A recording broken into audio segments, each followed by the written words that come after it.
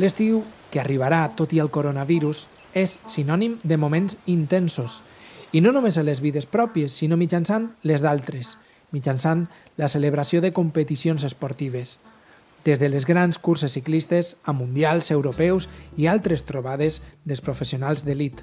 Doncs bé, el 2020 no havia de ser un any més, havia de ser l'any de Tòquio, i per als que passem 15 dies apegats cada 4 anys a les pantalles gaudint de tots els esports, de cop a repent ens ha passat una cosa que jo crec que no podíem ni imaginar, que es cancel·len uns Jocs Olímpics. Allà havia de competir Héctor, campió de tir de javelina i que havia de competir, com dèiem, en els Jocs, en el seu cas, en els Jocs Paralímpics de Tòquio. Héctor, presenta't. Soc Héctor Cabrera i m'ha agafat el confinament en casa dels meus pares. Justet baixava per a passar un cap de setmana amb ells i així em vaig quedar, perquè a València només podia per estudiar. Héctor, estàs a Oliva.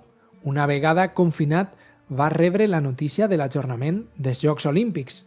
Conta'ns, com ha sigut tota la teua evolució durant els últims 4 anys fins a arribar al teu punt d'anar a competir a aquest nivell? Bueno, pues la veritat és que estos 4 anys ha sigut realment espectacular, perquè ha sigut una progressió tècnica i una evolució física i tècnicament molt bona, no?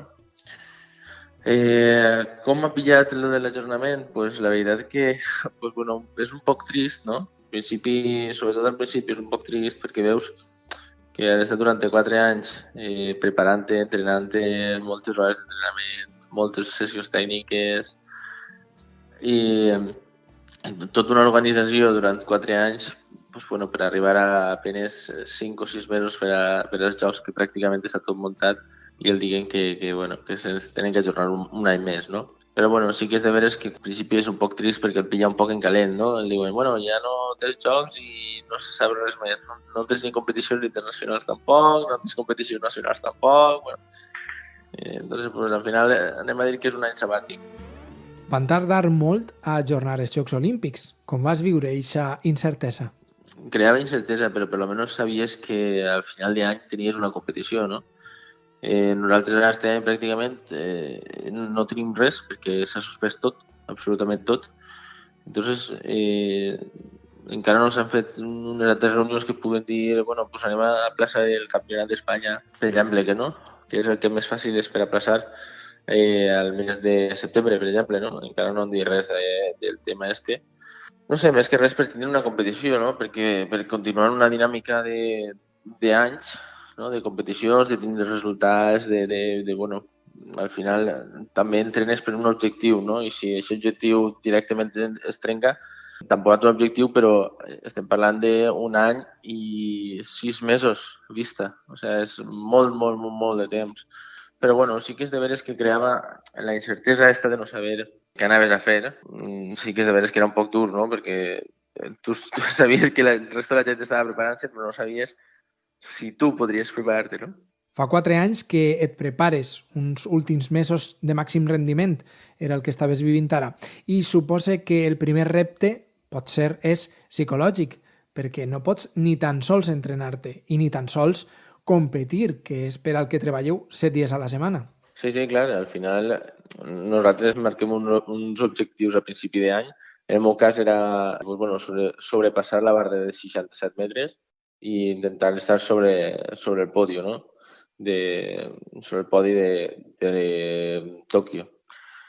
Ara mateix, la veritat és que l'objectiu de 67 metres nosaltres ja estàvem pròxims d'aquest repte. A més, estàvem treballant tècnicament per a poder superar això i la veritat és que anàvem en molt bon camí, no? Ara mateix l'objectiu que tenim és ninguno. O sigui, no n'hi ha cap. No n'hi ha cap perquè és que no n'hi ha res, absolutament res. L'únic objectiu que podem tindre ara pràcticament és mantenir l'estat de forma. O sigui que, no sabem res més tampoc. Entonces, yo creo que antes por lo menos sabía que tenía jocs y sabía que por lo menos a final de año anava a competir en algo. Podria estar millor o podria estar pitjor, però també és de veres que els països que en el seu dia estaven entrenant, avui en dia no estan entrenant. I nosaltres, per lo menos, hem adaptat la situació que tenim per a poder entrenar en les cases. Parles de mantindre l'estat de forma, però com ho fas a casa? Perquè els entrenaments són inevitablement més limitats. Sí, no, home, òbviament no pots entrenar igual, ni la situació no és l'òptima, bueno, per ningú dels costats. És un poc trist que no pugues competir, però després quan ho penses ja engelat, penses que és molt més important la vida d'una persona que un propi esport, no? Al final el deport és el deport, no tens que ser egoista en aquesta situació. En el meu cas, ja el dic, era trist el veure que podies tindre alguna cosa, no? Que podries tindre una competició, però després quan ho penses en gelat és, vale, jo he sigut molt egoista, ha pensat en que no tinc una competició, però no ha pensat que n'hi ha moltíssima gent que probablement no torna a tindre ningun tipus de competició durant, o sigui, mai en la vida, no? Entonces, pues bueno, ara mateixa penses, si em quedo en casa és lo correcte. Pel que fa a la teua vida com a estudiant, quina és la situació com a universitari i estudiant d'educació física? Bueno, bé, en aquest costat era un poc diferent, en el meu cas, no? Perquè jo acabo el TFG ara, en maig, el tinc que entregar, que pràcticament és el que estic fent ara. Ara matí estic fent TFG i per l'espera estic fent manteniment. Entonces, jo després del TFG, anem a dir, el hàndicap que té la meva carrera és que tu després d'acabar la vida de la universitat tens que passar al màster sí o sí. Entonces a mi em quedava un any més per a poder opositar. En el meu cas, clar, les oposicions del 2021 havien dit que en 2020 anaven així, no? Però després n'hi havia gent que deia que en 2021 anaven així, que en el 2022 anaven així. Entonces les d'educació física, com van iniciar l'any passat, no estava clar que anaven així enguany. Però bueno, en el meu cas, si les han retrasades, per a mi és una oportunitat que antes no tenia, no? Perquè no ho sabia, però ara sé que s'han retrasat, ja siguen d'educació física o d'unes altres, però jo ja sé que igual tinc l'any que ve una oportunitat que no tenia. Tot depèn de quan ponen les fetges. Què fas a casa? Quines són ara les noves rutines? Què fas a casa diàriament? Bueno, al principi era un poc caòtic, perquè, clar, com estàvem en el tema de jocs, pues tampoc sabíem com entrenar, quan entrenar. Entonces, la primera setmana va ser un poc caos, no sabíem què fer i va ser un poc setmana de descans. Però a partir de la setmana següent ja veiem que la situació anava agraviant-se. Entonces ja ens vam plantejar una rutina sèria, no? Alçar unes hores 9 i mitja, posar-te una horeta i mitja en el TFG, després pues, alçar-te de la cadira del despatx i almorzar amb els teus pares.